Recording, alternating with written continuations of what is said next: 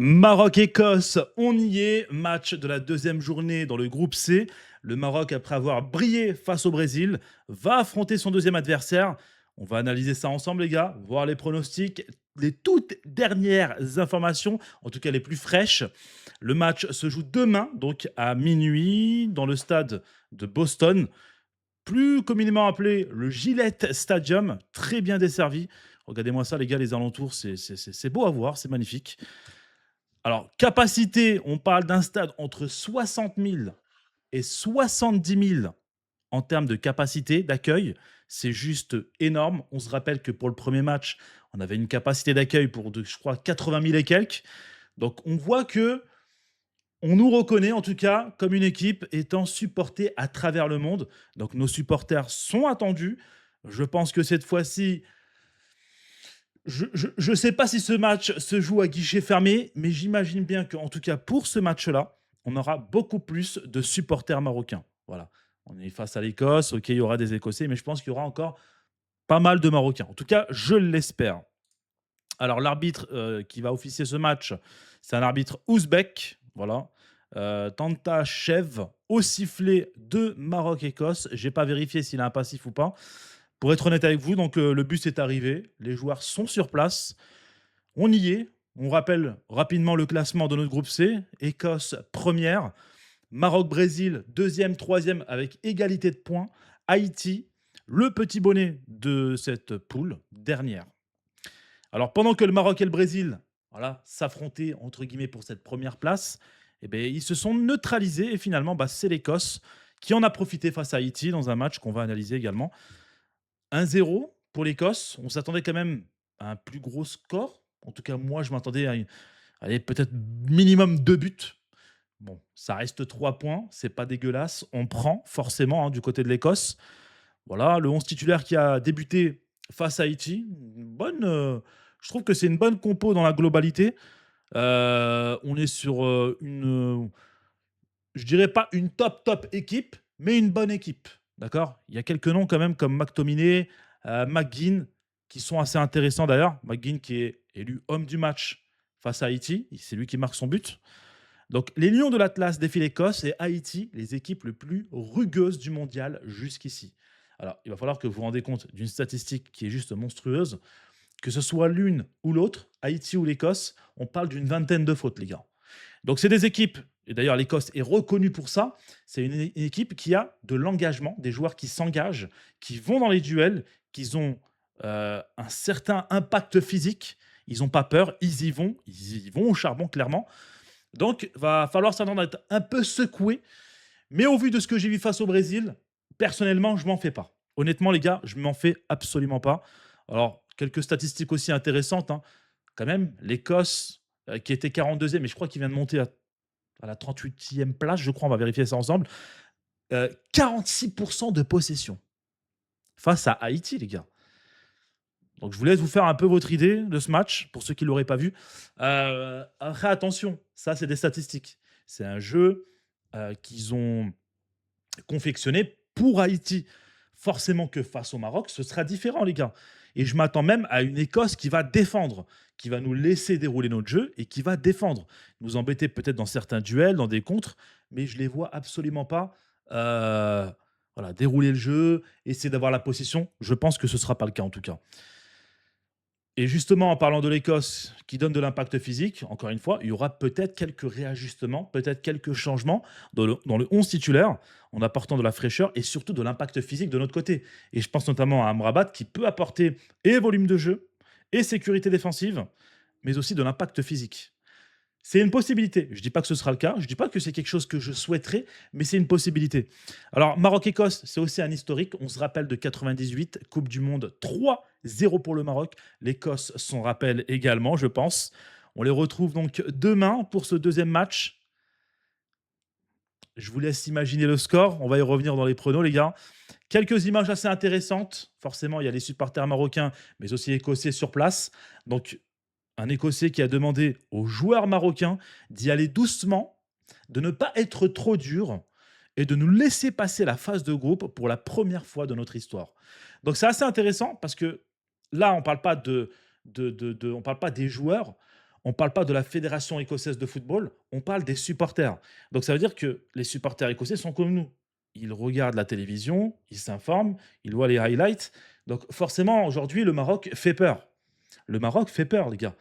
Et c'est intéressant d'avoir cette nouvelle approche vis-à-vis des supporters des équipes adverses. En termes d'images qui font toujours plaisir, les Marocains sont sur place, vous pouvez le voir, hein, il y a déjà foule. Voilà, ils sont déjà en train de prendre leur marque, ils se font plaisir, ils amènent l'ambiance, c'est ce qu'on demande dans une Coupe du Monde. Mais on a aussi des images qui font plaisir. Les supporters marocains aux côtés des supporters écossais, dans la joie, dans la bonne humeur. Parce que oui, les gars, le football, c'est beau, mais le football, c'est aussi de l'échange, des valeurs, le respect mutuel, forcément, hein. Et ça fait plaisir. Voilà, parce qu'il y a encore quelques jours, j'ai quand même vu des images de certains supporters d'autres équipes, voilà, qu'ils ont un peu débordé, si on veut pas aller plus loin dans nos paroles. Donc le Maroc évolue, forcément ça se passe en dehors des terrains, mais aussi sur le terrain, mais aussi dans le classement mondial FIFA, puisque le Maroc passe à la 6e place depuis hier. Donc le Maroc avait tenu le Brésil en nul. Hier, le Portugal est tenu en nul face à la RDC. Et ça, les gars, ça doit nous donner des idées. Parce que oui, le Portugal, qui était grande favorite de cette Coupe du Monde, oui, aurait pu même perdre. J'ai vu le match, il y avait des possibilités côté RDC. Et c'est vraiment dommage, hein, vraiment de leur côté, d'avoir laissé passer ça. Donc oui, le Maroc peut rêver grand. Le Maroc est aujourd'hui 6e. On va essayer de passer à la 5e place, Inch'Allah. En tout cas, je nous le souhaite. Place historique, puisque seul le Nigeria, en tout cas en Afrique, a réussi à décrocher cette place. Donc si on réussit à prendre cette place, on sera ex aequo dans ce meilleur classement, dans ce, j'allais dire titre, mais dans ce meilleur classement FIFA d'une équipe africaine. Bon, après, je dis pas, si on peut monter plus haut et prendre la Coupe du Monde, voilà, hein, Inch'Allah, pourquoi pas. Toujours en termes de visibilité, je pense que cette image a fait le tour des réseaux. Jon Snow, célèbre acteur de la série Game of Thrones, qui a arboré notre maillot. Oui, les gars, c'est pas une IA, c'est bien réel, je suis parti vérifier. Et ça, encore une fois, les gars, ça fait plaisir. On voit que le Maroc, c'est une image. J'allais dire une image de marque, mais c'est beaucoup plus que ça, parce que c'est des valeurs, c'est une histoire, c'est culturel. Et aujourd'hui, ça traverse les océans, ça traverse les mers. Et des personnes, aujourd'hui, arborent notre maillot, les gars. Donc soyons fiers de cela, parce que hier encore, nous les Marocains, on arborait peut-être le maillot du Brésil, je ne sais pas, de l'Argentine, de l'équipe de France, parce que forcément c'était des grandes équipes, ça a toujours été des grandes équipes, et ça nous a toujours fait rêver à travers de gros noms, hein, Zidane, Henry, Maradona, Messi, etc. Mais voilà, aujourd'hui c'est nous aussi. Cette histoire, c'est nous aujourd'hui. Et demain aussi, Inch'Allah. Donc on fait partie des équipes qui ont fait match nul lors de la première journée, mais attention, pour moi, c'est pas catastrophique, c'est même très bien. Il y a des regrets, on aurait pu gagner face au Brésil, mais encore une fois, pour moi, ce match, c'était une anomalie complète. C'était le 6e face au 7e. En phase de groupe, je ne sais pas si c'est du jamais vu, mais c'est absolument pas normal d'avoir ça en phase de groupe. Encore une fois, c'est parce que le Maroc est passé dans le chapeau 1 entre-temps et est monté au classement. Donc oui, ça présage de très bonnes choses pour la suite, puisque Ayoub Bouadi, aux dernières informations, est suivi par le Real Madrid. Ayoub Bouadi toujours dans l'équipe type de cette première journée de Coupe du Monde selon RMC. Après, j'ai vu d'autres équipes types, hein, composées par d'autres médias. Ayoub Bouadi y est toujours. Voilà, clairement les gars. Et ça fait plaisir. Saïbari a aussi passé sa visite médicale. Ça y est, c'est fait. Il devrait signer au Bayern de Munich.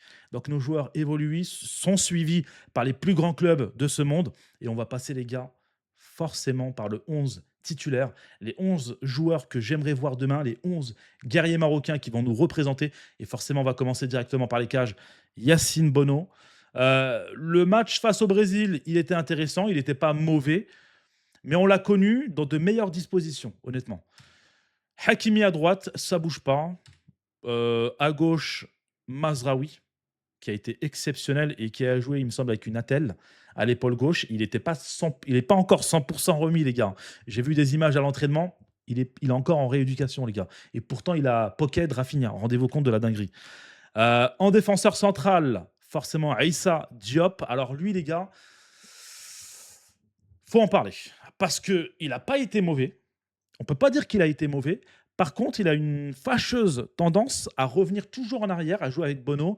En fait, il n'a pas cette qualité technique, il n'a pas cette vivacité et rapidité pour jouer dans des espaces fermés.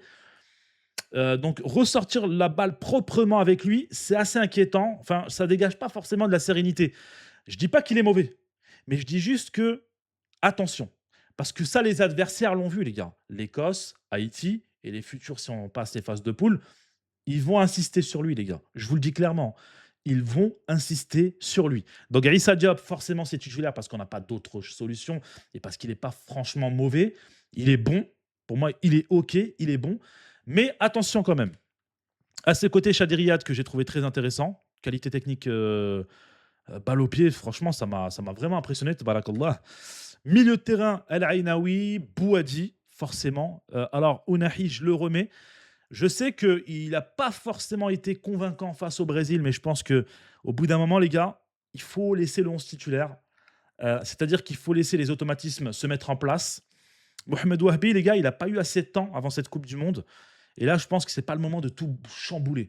Il y aura des changements qui seront faits. Peut-être même que dans le 11 titulaire, il y aura un ou deux joueurs qui seront changés. Hein, je ne sais pas, on verra. Hein. Mais pour moi, je partirais sur le même 11 titulaire. Bilal Khanous à gauche, qui a été très impressionnant dans les duels, dans sa qualité technique. Brahim Diaz à droite, forcément. Et en faux neuf, Saïbari. Alors, parmi les joueurs que j'aimerais voir rentrer en cours de jeu, ou voire même pourquoi pas dans le 11 titulaire, Amrabat. Si on a le Amrabat Prime, ça ne me dérangerait absolument pas même de l'avoir dans le 11 titulaire. Il pourrait apporter justement cet impact physique, comme je l'avais dit un peu plus tôt dans cette vidéo. Salah Din aussi, ça pourrait faire respirer, reposer peut-être Noussair Mazraoui, ne pas prendre de risques, parce que je vous le rappelle, il y a énormément de fautes côté écossaise. Mazraoui, il est encore en rééducation, les gars, il n'est pas 100% remis, donc pourquoi pas, d'autant plus que ce joueur, les gars, pour moi, il est titulaire aussi, hein, clairement. Jessim, j'aimerais bien le voir, je pense que face à l'Écosse, ce qu'il peut apporter, ça peut être très intéressant, parce que il est vif, il dribble, il n'a pas peur d'aller au duel, il a encore ce truc de jeunesse, d'inconscience, quoi, d'aller toujours au duel, d'avancer vers l'avant, enfin, de se porter vers l'avant plutôt. Euh, donc, face à une équipe qui faute autant, ça peut amener des pénaltys, ça. Donc, pourquoi pas? Je me dis pourquoi pas le voir. À gauche aussi, j'aimerais revoir Talbi. On l'a pas assez vu face au Brésil, mais j'ai bien aimé. Voilà, pour le peu de temps, j'ai bien aimé. Pour El Mourabet, c'est exactement pareil. Ça peut être très intéressant de l'avoir, même dans le 11 titulaire, clairement. Ces passes peuvent faire très, très, très, très mal. Alors, au niveau des pronostics, encore une fois, les gars, voici les codes sportifs. Ne pariez pas, ne tombez pas dans ce piège. Voilà, la mise en garde est faite. On nous voit gagnant, les gars, côté à 1,70, donc côté Maroc. Match nul à 3,65 et 5,25 côté Écosse. Au niveau de mon pronostic personnel, je vois bien. Allez, je me mouille, les gars. 3-1 pour le Maroc. 3-1 pour le Maroc. Donnez-moi votre pronostic dans les commentaires. Et je relèverai le bon pronostic, Inch'Allah, dans la prochaine vidéo. Donc voilà, on y va, les gars. Mohamed Wahbi, 100% confiance. Il m'a totalement convaincu en très peu de temps.